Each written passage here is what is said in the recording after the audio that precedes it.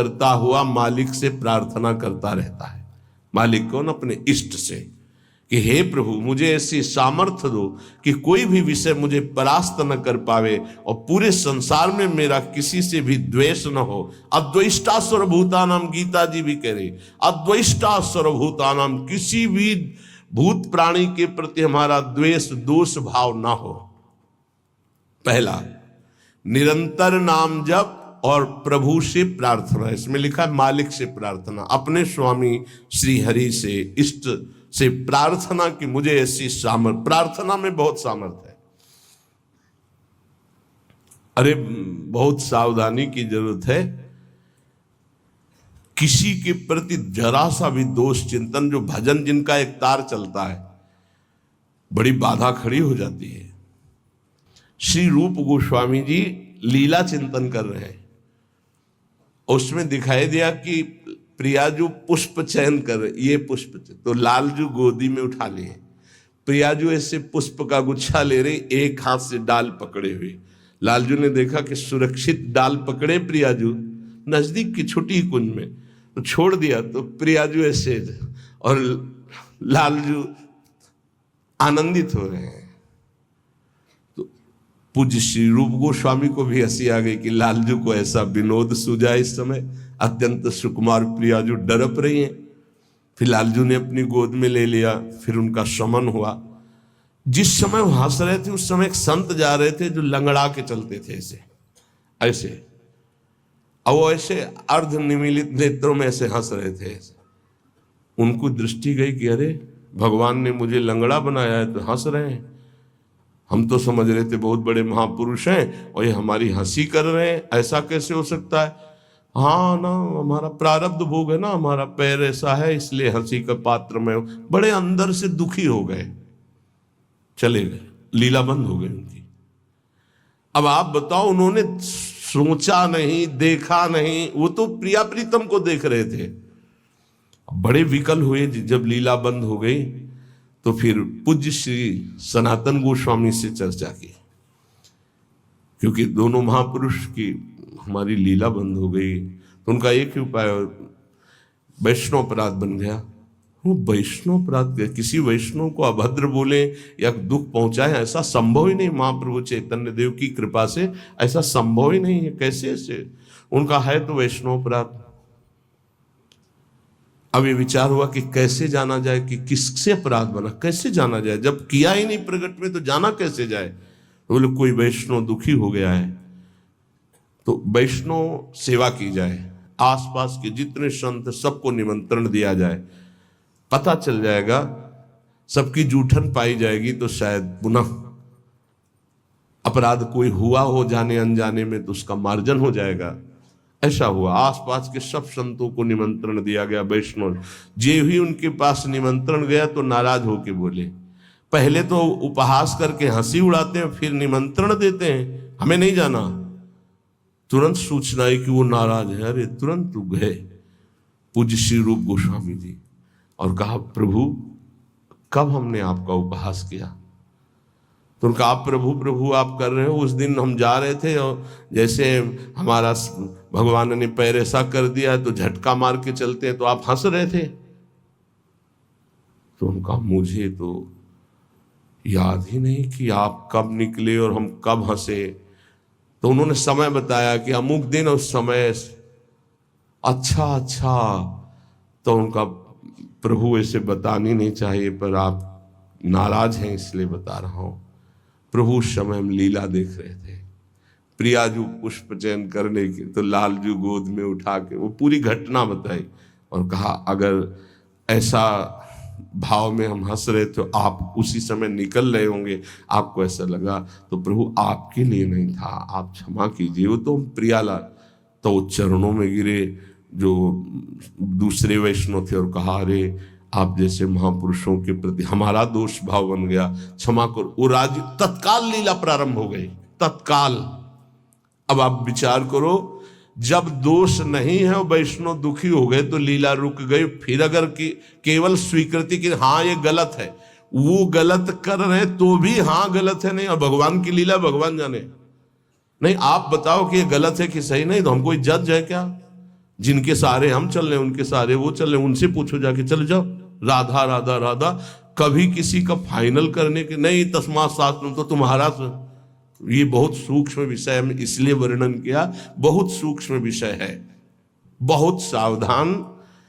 नाम जापक भगवत प्रेम प्राप्ति के लिए इतनी सामर्थ्य जो अभी पीछे चर्चा हुई, उसके लिए निरंतर नाम जप और प्रभु से प्रार्थना कि किसी भी के प्रति हमारा तनिक भी दोष भाव न बनने पावे। प्रभु से प्रार्थना, वही सबके हृदय में बैठे हैं, वही आपको ऐसे सामर्थ्य देंगे। क्योंकि सृष्टि में आपके प्रति प्रतिकूल व्यवहार होगा, आपका उपहास करेंगे, आप नाना प्रकार के कटु वचन बोलेंगे। आप ये सूक्ष्म विषय सब कोई नहीं समझ पाएगा, लेकिन उपासक जो भगवत प्राप्ति करना चाहते हैं, अपना भजन बचाना चाहते हैं, जो दिनचर्या दी गई है उसमें आलस्य ना होना, भगवत प्रेम प्राप्ति या ऊंचाई पर चढ़ने के लिए जो दिनचर्या है, हमको ये नहीं देखना है कि अमुक साधक आता है कि नहीं आता है, अमुक नहीं आता तो हम भी नहीं आते हैं, ऐसा नहीं। अमुक की त्रुटि है, उसका सुधार करना चाहे तो कर सकता है, लेकिन आप सुधरे हुए हो तो आपको अच्छे आचरणों का अनुकरण करना है। आपको ऐसे आचरण नहीं करने हैं जिनसे हमारी दिनचर्या बाधित हो जाए। एक चीज और ध्यान रखना है, इसको बहुत विस्तृत रूप से समझा इसलिए रहे कि एक दिनचर्या है जिसके पास सेवा नहीं, गुरु सेवा, और एक दिनचर्या है जो गुरुजनों की सेवा में रहते हैं। उनसे हो सकता है जो भागवतिक दिनचर्या का आदेश दिया गया है वो ना हो, तो उनको असंतुष्ट नहीं होना, क्योंकि वो गुरु सेवा में है। सारी दिनचर्या का फल जो है वो गुरु प्रसन्नता है। तो अगर वो गुरु सेवा में, जैसे हमारी श्री जी की भोग सेवा में है, अब प्रातः बाल भोग से लेकर के शयन तक कितने भोग श्री जी को लगते हैं। अब उनमें उनको हो कि हमारी दिनचर्या तो नहीं। अब जैसे जो और हैं सेवा में है बहुत से, कोई किसी सेवा में कोई किसी सेवा में, अब उनकी दिनचर्या वो माला लेके नहीं बैठेंगे। थोड़ी थोड़ी देर में जो दिनचर्याएं हैं, जो सेवाएं हैं, तो उनको इस बात का पश्चाताप नहीं करना कि मेरी दिनचर्या नहीं चल रही। वो तुम्हारी दिनचर्या गुरु प्रसन्नता के अंतर्गत है, उसमें नहीं सोच। और ये नहीं सोचना कि अब हम सेवा कर रहे हैं तो हमारा वो भजन तो हो नहीं रहा जो दूसरे माला से कर रहे हैं, तो पता नहीं मेरी गति क्या होगी। ये नहीं सोच। गुरु सेवा का एक प्रताप है, ये भी ध्यान रखना। जैसे मान लो कोई शरीर के वस्त्र धो रहा है, कोई ऐसी सेवाएं कर रहा है, वो नाना प्रकार की सेवाएं हैं जिनमें उनको समय ही नहीं मिल रहा कि वो बैठ करके पद गायन करे, वो 11 माला 41 माला वो संख्या पूरी करे। अच्छा, सेवाओं में लगा है तो उसका मन लगा है। अब उसका मन कहाँ लगा है?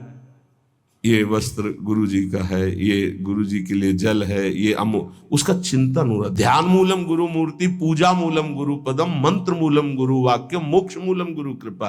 क्योंकि कई साधक ऐसे हैं जो फिर उनको पश्चाताप होगा कि दिनचर्या में बाधा पड़ रही हमारी, तो दिनचर्या की चर्चा हुई थी। नहीं, जिनको सेवा मिली हुई है उन।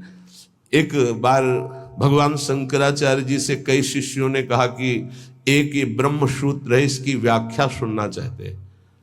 तो उनकी शरीर सेवा में स्नान के बाद जो वस्त्र लंगोटी आदि प्रक्षालन करना है, वो त्रोटकाचार्य जी रहते थे। तो उन्होंने कहा त्रोटक को आ जाने दिए। तो उन्होंने कहा प्रभु वो तो कभी व्याकरण नहीं पढ़े, कभी शास्त्र, जब गायन स्वाध्याय होता है तो कभी बैठते नहीं हो, तो शरीर सेवा में ही लगे रहते। मतलब ज्ञान की चर्चा थी ना, तो शरीर को, गुरु के शरीर को वो साधारण शरीर समझ रहे थे। उनका अच्छा ऐसी बात है, आ जाने दो उसको। जब आ गए तो बोले खड़े हो, इस ब्रह्म सूत्र की व्याख्या करके बताओ। तो जो पढ़ने लिखने से नहीं आता, गुरु कृपा से आता है। तत्काल संस्कृत का प्रादुर्भाव हुआ और वैदिक सिद्धांतों का प्रवचन, सब दंग रह गए। तो उनका गुरु की लंगोटी ढोने वाले को साधारण समझते हो क्या? साधारण नहीं होता गुरु की लंगोटी धोने वाला, वस्त्र धोने वाला। असाधारण कृपा से सौभाग्य मिलता है, असाधारण कृपा से। तो जिनकी जो दिनचर्या ऐसी है कि उनको फुर्सत ही नहीं है, तो उनको कभी नहीं सोचना कि इतने बजे इतने बजे इतने, उनकी दिनचर्या है। तो ये चीजें ध्यान रखना है उपासक को। प्रमाद में हमें दिनचर्या में बाधा नहीं पहुंचानी, प्रमाद युक्त हमारी दिनचर्या नहीं होनी चाहिए। यदि गुरु सेवा इष्ट सेवा में हमारी जो गुरु की अन्य साधकों के प्रति बताई हुई दिनचर्या उसमें बाधा पड़ती है तो वो बाधा नहीं मानी जाएगी आपकी। दूसरा जो अभी वर्णन किया, गुरु प्रदत्त दिनचर्या में बाधा नहीं होनी चाहिए। बहुत बड़ी चीज है गुरु प्रदत्त दिनचर्या, बहुत बड़ी वस्तु है, बहुत बड़ी वस्तु। गुरु सेवा मिल गई तो लाडली जो अधीन हो गई पक्का। तीसरा, कुसंग से दूर रहना, ये बहुत जरूरी है, बहुत जरूरी है। रावण लंका में रहता था, लंका समुद्र के किनारे थी, समुद्र निर्दोष था, पर ऐसे दोषी का संग समीपता होने के कारण समुद्र को बांध लिया गया, समुद्र बांधा गया। जिसकी मर्यादा अपार है उसे मर्यादा पुरुषोत्तम ने बांध दिया। किस लिए बांधा गया था? क्योंकि रावण का पड़ोसी था। रावण का पड़ोसी होने के कारण समुद्र को बांध दिया गया। जो रही उत्तम प्रकृति का कर सकत कुसंग, चंदन विष व्यापत नहीं लपटे रहत भुजंग।